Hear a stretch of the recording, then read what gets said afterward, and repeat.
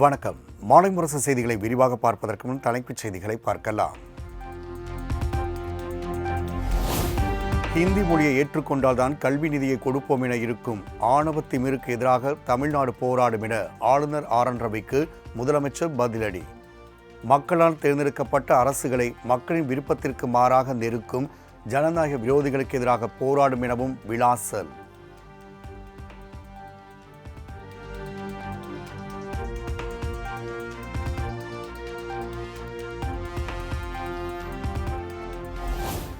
நாகாலாந்து மக்கள் புறக்கணித்து அனுப்பிய பின்னும் திருந்தாமல் தமிழ்நாட்டு மக்களிடையே குழப்பத்தை உண்டாக்க மட்டுமே பணியாற்றும் ஆளுநருக்கு எதிராக தமிழ்நாடு போராடும். தமிழ்நாடு யாருடன் போராடும் என கேள்வி எழுப்பிய ஆளுநருக்கு முதலமைச்சர் மு.க. ஸ்டாலின் பதிலடி.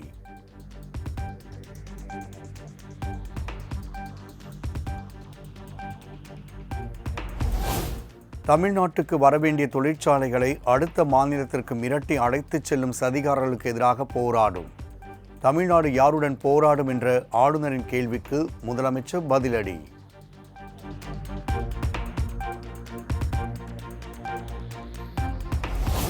தமிழகத்தில் வாழ்க்கையை போராட்டமாக இருக்கும்போது அதை எதிர்த்து முதல்வர் போராடினால் சரியாக இருக்கும். முதலமைச்சருக்கு பாஜக மூத்த தலைவர் தமிழிசை சவுந்தரராஜன் பதிலடி.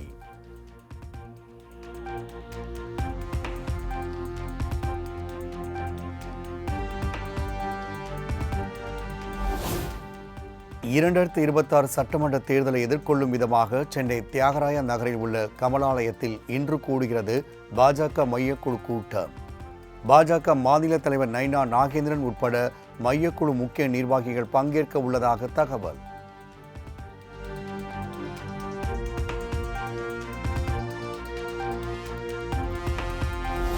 கரூர் சம்பவம் ஒரு விபத்து என்றோ எதிர்பாராமல் நடந்தது என்றோ கூற முடியாது.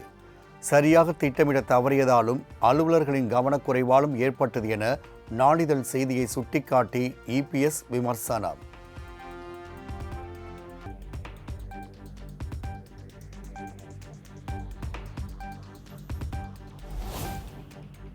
வைதேகி காத்திருந்தால் கிளைமாக்ஸில் விஜயகாந்த் மாதிரி திராவிடம் என்றைக்கோ செத்துவிட்டது. நாம் தமிழர் கட்சியின் தலைமை ஒருங்கிணைப்பாளர் சீமான் விமர்சனம். திராவிடம் செத்து போச்சு. அது வைதேகி காத்திருந்தால் கிளைமாக்ஸ் மாதிரி அது செத்து போச்சு. அது ஆனா இதுதான் கதை. அவர் 2 ரீலுக்கு முன்னாடி கொல்லப்பட்டாப்ல. செத்துருச்சு திராவிடம். இப்ப அருவாளை வச்சுக்கிட்டு அப்படியே நிக்குது. அப்படி நின்று மெதுவா ஒரு காத்து விகுன்னு அடிக்கும்போது அப்படியே சத்துன்னு இப்ப சாத்தி வச்சிருக்காங்க. ஒரு நாள் சத்துன்னு முன்னாடி விழும்ப. நீ வேணா பாரு விழும். டேய் நீ எழுதி வச்சுக்கடா.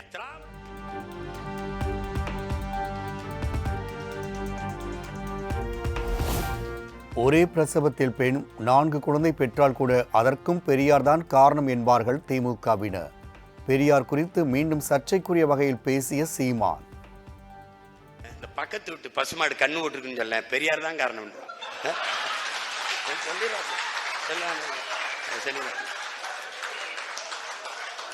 அந்த அம்மாவுக்கு ஒரே பிரசவத்துல 4 குழந்தை அவங்க பெரியார் தான் காரணம். எங்க ஐயா சொன்ன மாதிரி நம்மளமா அம்மனமா தெரிஞ்ச மாதிரி அவன் தான் நமக்கு கோமணம் கட்டி விட்டங்க மாதிரி. ஏய்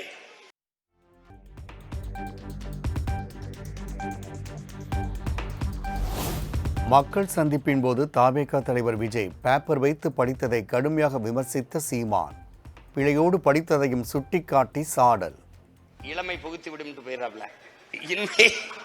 இன்மை புகுத்து விடுமே இளமை புகுத்து விடும். இன்னொரு இப்போ ஒருத்தர் நம்மால் வந்திருக்கான், நம்ம உடன் பிறந்தவன், பெரிய சீட்டு இங்க இருந்து எடுக்கிறாப்ல. எடுத்து மண்ணரிப்பா மீனரிப்பா நீடாமங்கலமா பீடாமங்கலமா இளவு ஒரே குழப்பமா இருக்கு. என் பங்காளி வடிவேல் சொல்ற மாதிரி பாரதி ராசாவா பாரதி யாரா அவரே கன்ஃபியூஸ் ஆயிட்டாருங்கிற மாதிரி.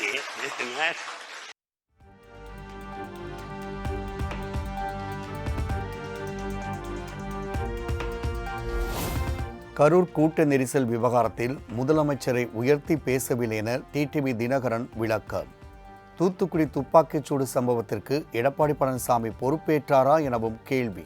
நடந்துச்சு 13 உயிர்களை குருவியை போல சுட்டாங்களே, அதுக்கு பொறுப்பேற்றுக்கிட்டீங்களா? நீங்க அன்றைக்கு உங்களை தானே கைது செய்யணும். அப்படின்னா அந்த துறைக்கு அமைச்சராக இருந்த முதலமைச்சர் தான்.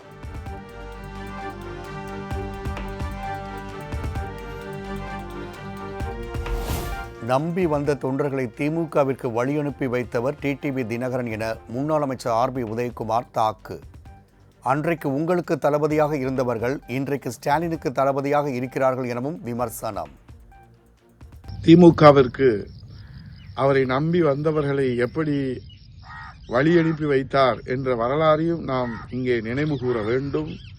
அவரை நம்பி வந்தவர்கள் செந்தில் பாலாஜியாக இருக்கட்டும், தர்மபுரி பழனியப்பனாக இருக்கட்டும், தேனி மாவட்டம் தங்க தமிழ்ச்செல்வனாக இருக்கட்டும், இந்த பட்டியல் இன்னும் நீண்டு கொண்டே போகிறது. அவர்களையெல்லாம் இவரே திமுகவிற்கு வழி அனுப்பி வைத்துவிட்டு வாழ்த்து சொல்வதையும் நாம் பார்த்தோம். திமுகவிற்கு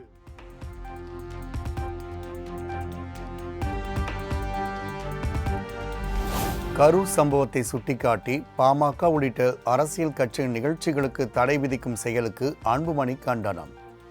ஜனநாயக கடமையாற்றுவதில் அரசியல் கட்சியின் குரல் வலையை நெரிக்கக்கூடாது எனவும் அறிக்கை.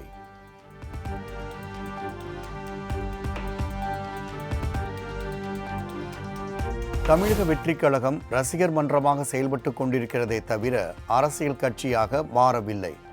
கரூர் துயர சம்பவத்திற்கு வருத்தம் தெரிவித்து காங்கிரஸ் எம்பி கார்த்தி சிதம்பரம் கருத்து.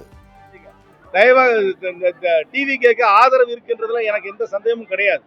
ஆனா அவர்கள் இன்னும் ஒரு ரசிகர் மன்றமாக தான் நடந்து கொண்டிருக்கிறார்கள். அவர்கள் ஒரு முழுமையான அரசியல் கட்சியாக இன்னும் மாறவில்லை. அவர்களுக்கு வருகின்ற கூட்டம் ரசிகர்களாக வருகிறார்களே, ஒரு கட்சி தொண்டர்களாக வரவில்லை.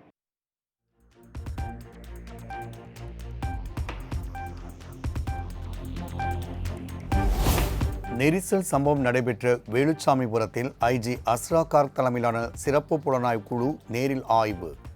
நெரிசலில் இறந்தவர்கள், காயம் அடைந்தவர்களின் வீடுகளுக்கு நேரடியாக சென்று விசாரணை.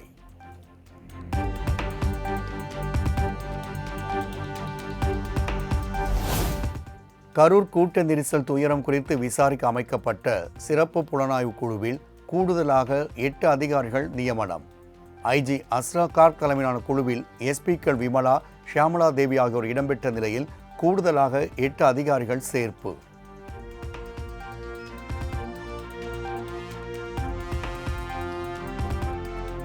தாவேகா பொதுச் செயலாளர் ஆனந்த் மற்றும் சிடிஆர் நிர்மல்குமார் முன்ஜாமீன் கோரி உச்சநீதிமன்றத்தில் மேல்முறையீடு.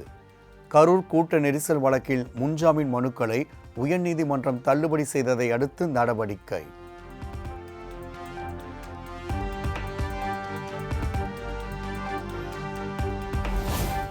ராமதாஸ் நல்ல ஆரோக்கியத்தோடு இருக்கிறார். வழக்கமான பரிசோதனைகளுக்காகவே மருத்துவமனையில் அனுமதி என பாமக செய்தி தொடர்பாளர் அருள் விளக்கம். அந்த அடிப்படையிலே இன்றைக்கு மருத்துவர் ஐயா அவர்கள் உடல் பரிசோதனைக்காக சென்றிருக்கிறார். நாளை மதியம் வீட்டுக்கு வந்துடுவார். நாளைக்கு மதியம் சென்னைக்கு அந்த மருத்துவமனையிலிருந்து வெளியே வந்துடுவாங்க. நீங்கள் எல்லாம் பார்க்க போகிறீங்க. 100% உடல் ஆரோக்கியத்தோடு நம்முடைய மருத்துவர் ஐயா அவர்கள் இருக்கிறார்கள். எந்த வதந்தியும் யாரும் நீங்கள் நம்ப தேவையில்லை. நாளை மதியம் உங்களை மருத்துவர் ஐயா சந்திப்பார்.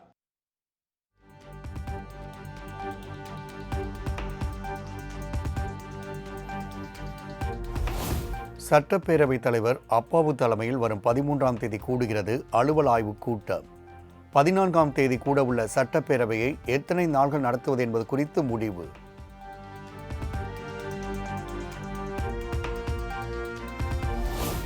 தொடர் விடுமுறை முடிந்து சொந்த ஊர்களில் இருந்து சென்னைக்கு படையெடுத்த மக்கள்.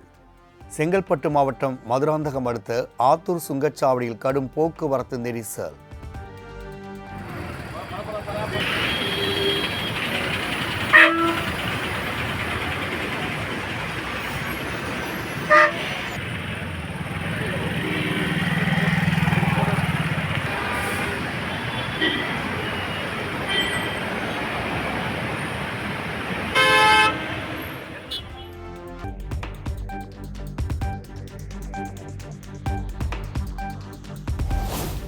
ஆயுத பூஜை மற்றும் தொடர் விடுமுறை காரணமாக சொந்த ஊர் சென்ற மக்கள் மீண்டும் சென்னைக்கு திரும்பியதால் பெருங்களத்தூரில் கடும் போக்குவரத்து நெரிசல்.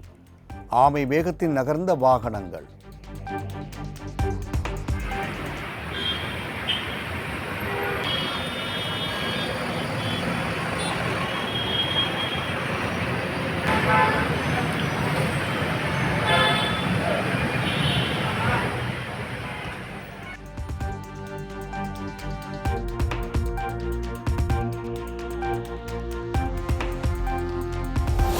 தமிழ்நாட்டில் இன்று முதல் 3 நாள்களுக்கு கனமழை தொடரும். சென்னை வானிலை ஆய்வு மையம் அறிவிப்பு.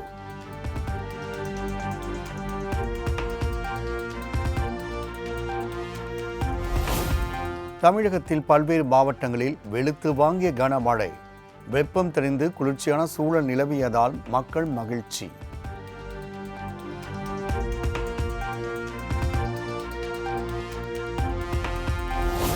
ஆந்திராவின் அம்மப்பள்ளி அணையில் திறக்கப்பட்டுள்ள தண்ணீரால் தமிழக எல்லையில் தரைப்பாலத்தை மூழ்கடித்து செல்லும் வெள்ளம். பொதுமக்கள் அவ்வழியே செல்ல வேண்டாம் என அறிவுறுத்தல்.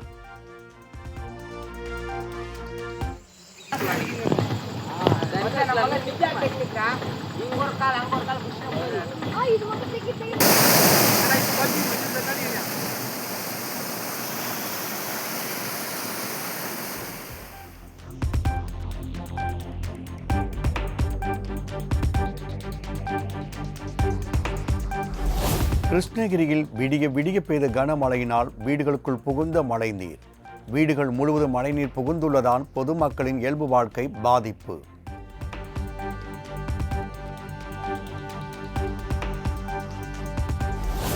தஞ்சாவூரில் அறுவடை செய்து சாலையில் குவித்துள்ள நெல்மணிகள் மழையில் நனைந்து சேதமடைந்துள்ளதால் விவசாயிகள் வேதனை.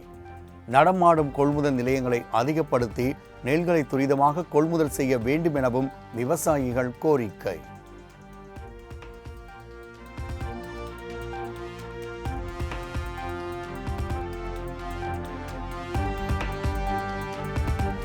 சேலம் மாவட்டம் எடப்பாடி சுற்றுவட்டார பகுதிகளில் வெளுத்து வாங்கிய கனமழை.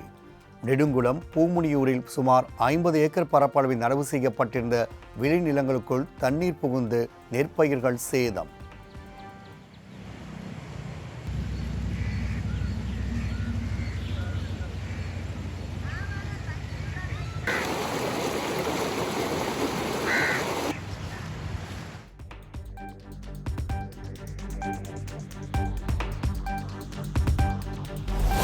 விருதுநகர் மாவட்டம் சாத்தூர் அருகே சென்று கொண்டிருந்த ஆம்னி பேருந்து மீது லாரி மோதி தீப்பற்றியதால் பரபரப்பு. பேருந்தில் பயணிகள் யாரும் இல்லாததால் பெரும் அசம்பாவிதம் தவிர்ப்பு.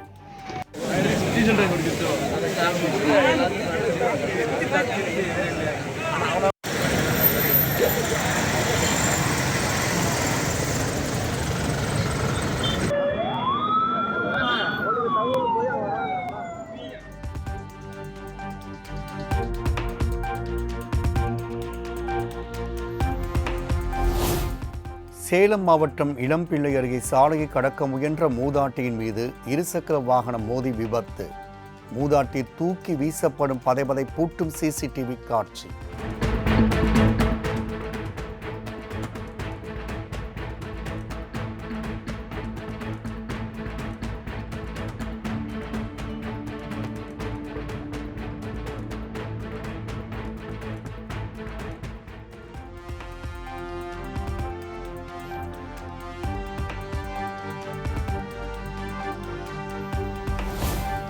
செங்கல்பட்டு மாவட்டம் மறைமலை நகர் அருகே நள்ளிரவில் மாடுகளை திருடிச் சென்ற வடமாநில கும்பல். சினிமா வடபாணியில் துரத்திச் சென்று பிடித்த காவலர்கள்.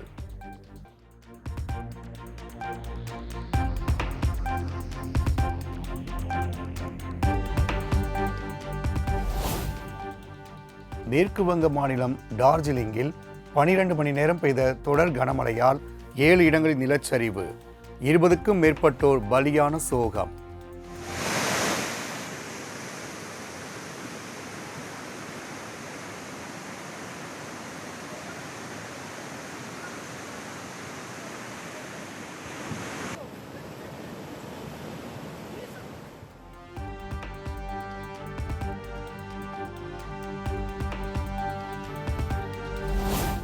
டார்ஜிலிங் நிலச்சரிவு பாதிப்பு நிலைமையை மத்திய அரசு உன்னிப்பாக கண்காணித்து வருகிறது. பாதிக்கப்பட்டோருக்கு தேவையான அனைத்து உதவிகளையும் வழங்க உறுதி பூண்டுள்ளதாகவும் பிரதமர் மோடி திட்டவட்டம்.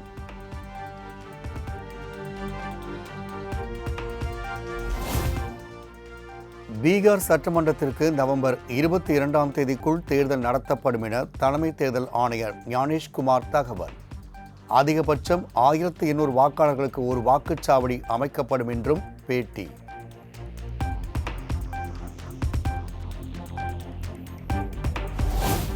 ஆதார் அட்டையை ஒருபோதும் குடியுரிமைக்கான சான்றாகவோ வசிப்பிடச் சான்றாகவோ பிறந்த தேதிக்கான சான்றிதழாகவோ ஏற்றுக்கொள்ளப்படாது. இந்திய தலைமை தேர்தல் ஆணையர் ஞானேஷ்குமார் திட்டவட்டம்.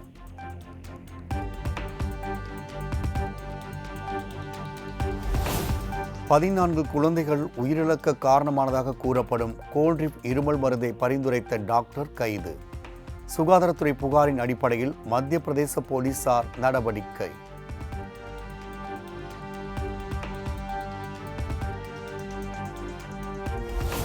ஒடிசாவின் கட்டாக்கில் இன்றிரவு 7 மணி வரை இணைய சேவைக்கு தடை. துர்கா சிலை கரைக்க முயன்றபோது ஏற்பட்ட மோதலின் எதிரொலியாக நடவடிக்கை.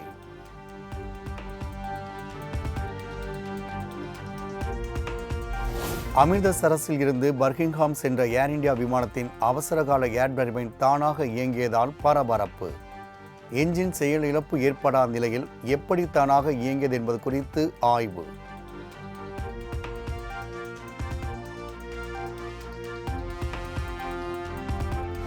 நேபாளத்தின் காட்மண்டுவில் கனமழையினால் ஏற்பட்ட வெள்ளத்தில் சிக்கி 50க்கும் மேற்பட்டோர் பலி. வெள்ளத்தில் மாயமான எஞ்சிய நபர்களை தேடும் பணி தீவிரம்.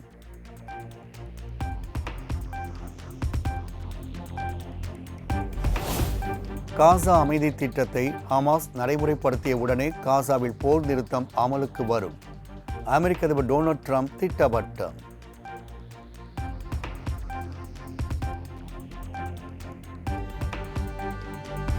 தொலைதூர இலக்கையும் துல்லியமாக தாக்கும் ஏவுகணைகளை யுக்ரைனுக்கு வழங்கும் அமெரிக்கா. ஏவுகணைகளை வழங்குவது தொடர்ந்தால் இரு நாட்டு உறவு நிச்சயம் பாதிக்கும் என ரஷ்ய அதிபர் புடின் எச்சரிக்கை.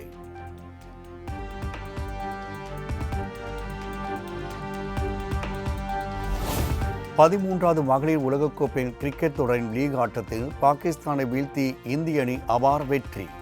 சிறப்பாக பந்து வீசி 3 விக்கெட்டுகளை வீழ்த்திய கர்திக் கவுட்டுக்கு ஆட்ட நாயகன் விருது வழங்கப்பட்டது.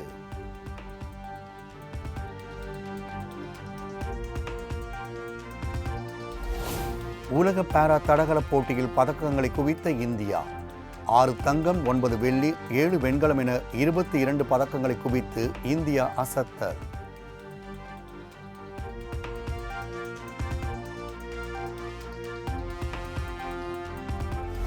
திண்டுக்கல்லில் காந்தாரா திரைப்படம் திரையிடப்பட்ட திரையரங்கிற்குள் பஞ்சுருளி தெய்வம் வேடத்தில் வந்த ரசிகர். இணையத்தில் வைரலாகும் வீடியோ.